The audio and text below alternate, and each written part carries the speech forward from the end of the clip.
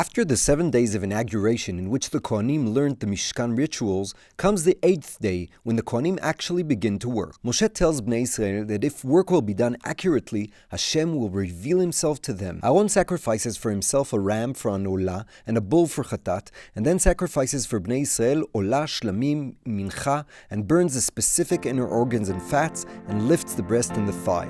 Moshe and Aaron enter the Kodesh and then exit and bless them. The fire comes out and eats the olah and the chalavim. The people cheer and bow.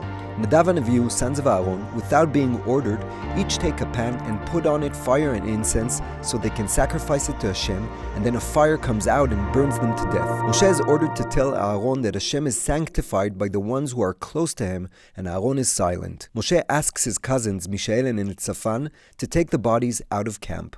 Moshe orders Aaron's other sons, Elazar and Itamar, to refrain from performing mourning acts like growing their hair. Instead, Bnei Israel will mourn for them. Hashem orders Aaron to refrain from entering the Mishkan while drunk, and points out that one of the Kohanim's duties is to instruct Bnei Israel to preserve purity. Hashem orders Aaron and his sons to continue their duties at the Mishkan and to bake matzot out of the mincha, to raise the breast and thigh from the sacrifices, and to eat. Moshe discovers that the meat of the chatat that was supposed to be eaten was burnt instead. He scolds Aaron's sons, and Aaron replies that he burnt the chatat because he thought it inappropriate to eat meat while he is in grief.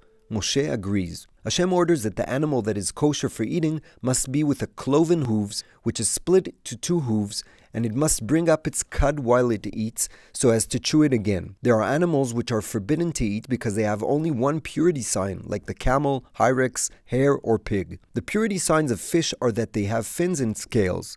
The Torah gives a list of impure poultry, like the bat, the owl, and the heron. All insects are forbidden to eat, except those that, in addition to their 4 legs, have another 2 legs for hopping. An animal carcass impures a person and tools and dishes that it touches. Then the people or dishes need dipping and will be purified only in the evening, except for clay dishes which must be shattered in order to be purified. Food which was wet and touched the carcass will also be impure.